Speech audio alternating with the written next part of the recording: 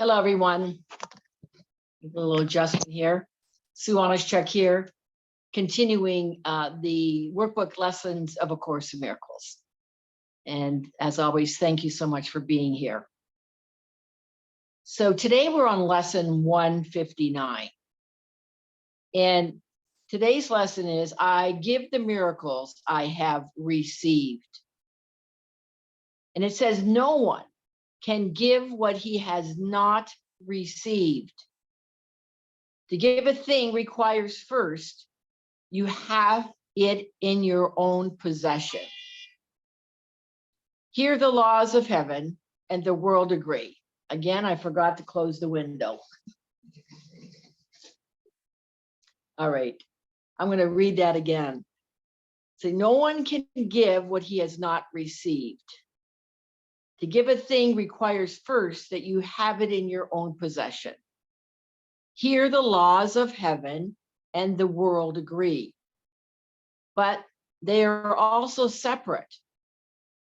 The world believes that to possess a thing, it must be kept. Salvation teaches otherwise. To give is how to recognize you have received. It is the proof that what you have is yours.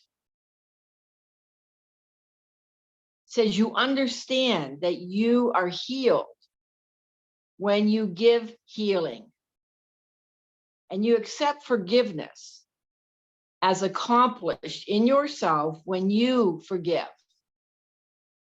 And you recognize your brother as yourself, and thus do you perceive that you are whole. There is no miracle you cannot give. Because all is given you. Receive them now by opening the storehouse of your mind. That the storehouse of your mind is the kingdom of heaven that is within you. It's not out there. So receive them now by opening the storehouse of your mind, where they are laid, and giving them away. So what I was given this morning in listening to other teachers and in reflecting today is that I was reminded about the fact that ego gives to get. So here's the other part of this. When we have things, we don't really realize that they are ours. There is a limitation and a fear. A fear it may be taken away, or that someone might take it from us. You know, there's we're afraid that there's a limited amount, and in that fact that then we feel we can't give it away. If we're feeling limited, loveless, obviously there's not anything there to give away. So if we can't let it go in fear of losing it, that we don't even know that we have, kind of crazy, isn't it? How would we replenish it is the question. So take a look at how we hoard versus sharing. I'm not just talking about physical hoarding here. I'm talking about how we hoard the love that's within us. This course is waking us up to the love that's within us. So when we recognize that love, and when we feel the abundance within us, the limitlessness of ourselves, our limitlessness in God. Remember, God is everything. The ego thought system that we are living through, have been conditioned in, been programmed in, is nothing. Again, when we feel the abundance, the limitlessness of God, in ourselves, then we then are free to share, and thus all will increase within ourselves. So again, the ego gives to get, and healing is to transcend the ego thoughts. That's what we're doing in the practice here. And again, remember, the ego is about personal gains. It's all connected to our personal identity. And all that ego is based in fear and jealousy and competitiveness and guilt and suffering and judgment. All of this envy, hatred, selfishness, attack, defense, victimhood, conflict, scarcity, lack, deprivation. That's all the ego. And it's all about personal gains based in all of that. The ego is exclusive. It excludes versus being inclusive. It is about me versus we. It is about me versus the oneness. So we need to receive God's love first in order to heal.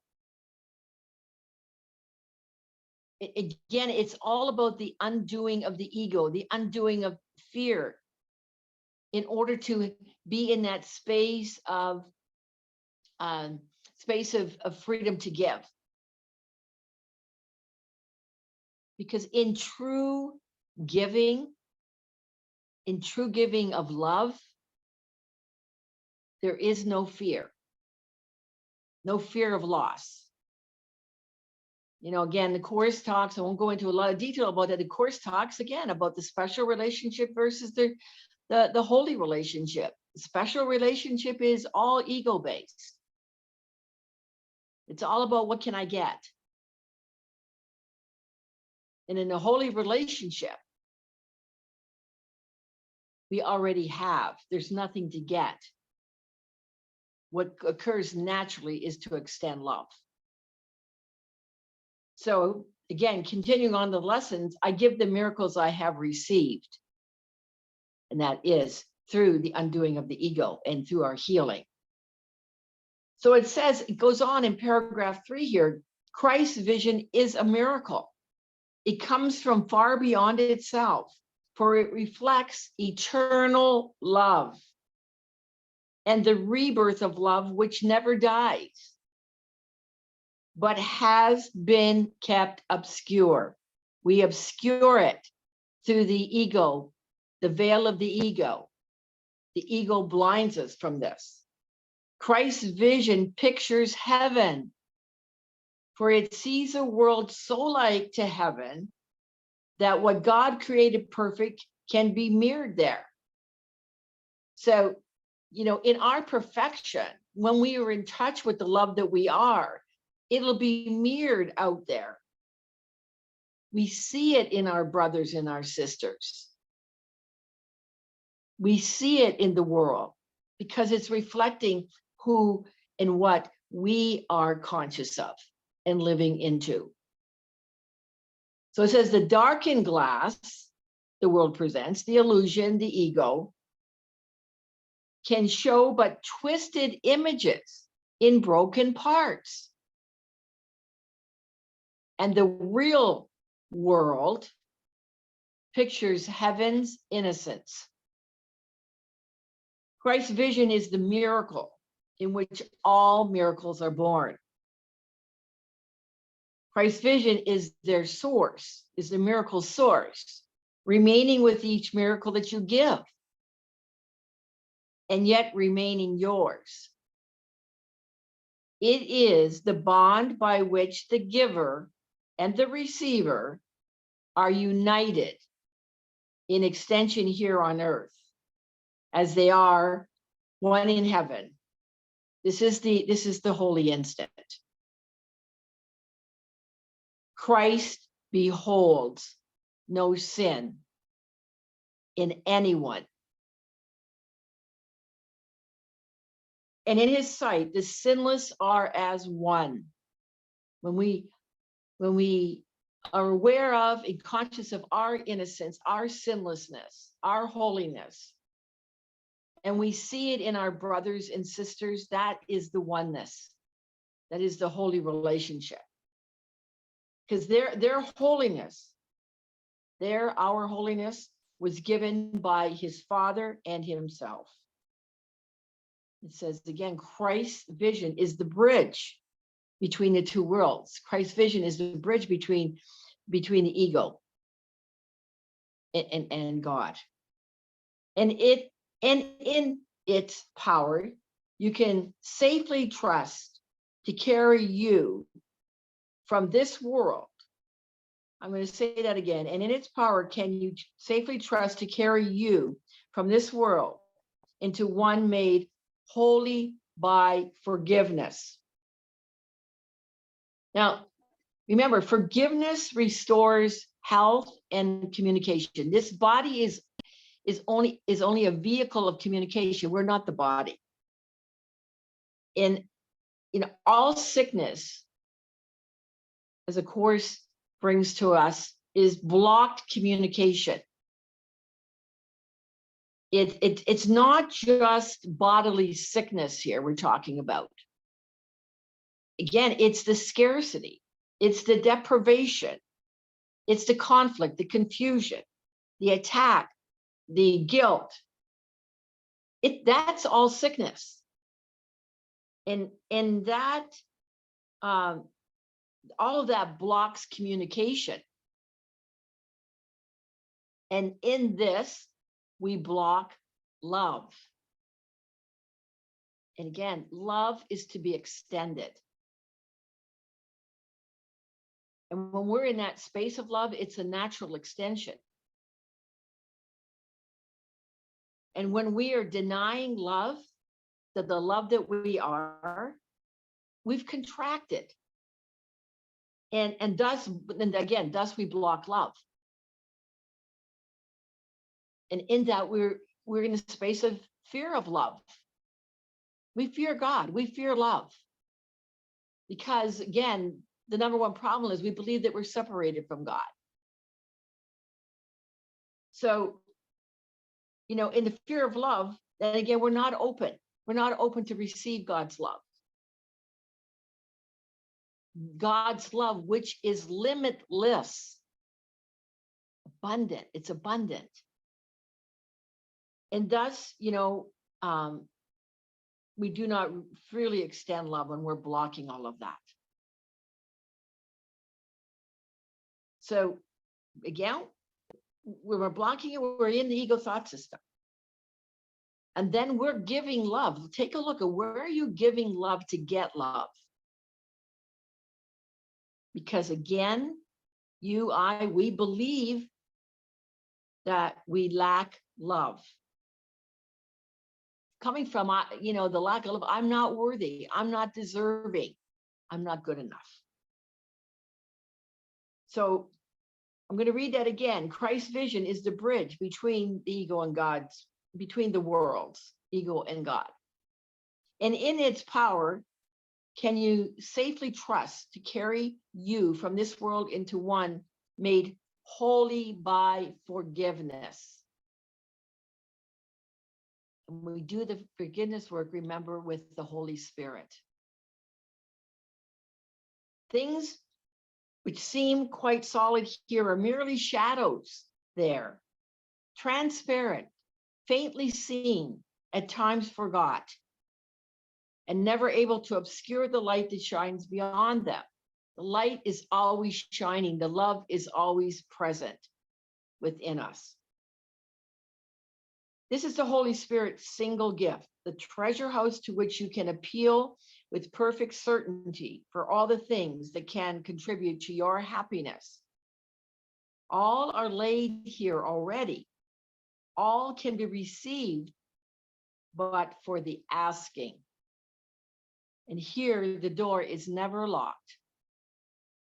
and no one is denied his least request or his most urgent need. It says in the chorus, it's not that we ask for too much, it's because it is that we ask for too little. And it says here, no one is denied his least request or his most urgent need. It said, there is no sickness not already healed, no lack unsatisfied, and no need unmet within his golden treasury of Christ. In the mind of God, in the space of God, as it says, there is no sickness here. There is no lack. Here does the world remember what was lost when it was made. For here it is repaired, made new again, but in a different light. What was to be the home of sin becomes the center of redemption and the hearth of mercy, where the suffering are healed and welcome. No one will be turned away from this new home where his salvation waits. No one is stranger to him. No one asks for anything of him except the gift of his acceptance of his welcoming. It's for us to accept the love. Christ's vision is the holy ground in which the lilies of forgiveness set their roots. This is their home. They can be brought from here back to the world, but they can never grow in its unnourishing and shallow soil. They need the light and the warmth and kindly care Christ's charity provides.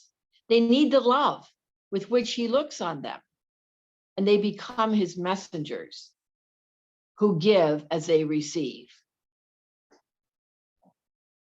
I'm present as though is, doing this lesson, to thinking about, the weeds in a garden and all the, the ego, the fear, the jealousy, the competitiveness, the guilt, the attacks and defenses, all of that are weeds. If we don't pull the weeds out of the garden, then it blocks the light. It just blocks the light. With doing the course and undoing the ego, we're pulling the weeds out. We're undoing the ego to let the light shine and let the love, be there it's always there to extend. So, and they need the love with which he looks on them, and they become his messengers who give as they received. It said, take from from God's storehouse, that its treasures may increase. His lilies of forgiveness, do not leave their home when they are carried back into the world. Their roots remain. They do not leave their source, but carry its beneficence with them and turn the world into a garden like the one they came from. And turn the world into a garden like the one, I said that already, and turn the world into a garden like the one they came from, into which they go again with added fragrance. Now are they twice blessed. The messages they brought from Christ have been delivered and returned to them, and they return them gladly unto him. Behold the store of miracles set out for you to give. And it asks here, are you not worth the gift when God appointed it be given you? Judge not God's son, but follow in the way that God has established. Christ has dreamed the dream of a forgiven world. Forgive the illusion. It is his gift, whereby a sweet transition can be made from death to life, from hopelessness to hope. Let us an instant dream with him His dream awakens us to truth. His vision gives the means for a return to our unlost and everlasting sanity. No, sanctity. And I'll say sanity as well, in God. In that love is freely given with no cost. There's no need in hoarding the love within. This course is all about sharing as we receive it, because it says, I give the miracles I have received. Okay, that is lesson 159. And again, as always, from the bottom of my heart, thank you for being here. Thank you for being on this journey with me in the practice of and living the principles of A Course in Miracles. I can't say it enough. I keep experiencing this more and more as I do each one of these videos, going deeper and deeper. And wherever you are, again, you know, in these lessons, know that it may not be totally understandable to you, or you may not be totally experiencing it, but trust. In the Manual of Teachers, there's a whole section on trust. And it is a process. So trust yourself, trust God, that your soul is getting these lessons and these principles as you continue to be dedicated, devoted, and you continue to discipline yourself to practice. All right. As always, please like, share this video out. Please comment. Those of you who have done all that, I thank you. And also subscribe. We are building here, and I'm grateful for that. If you have subscribed already, thank you for that. And I look forward to being with you in the next video for lesson 160. All right. Have a love-filled day. And from my heart to yours, I extend much love. Bye for now.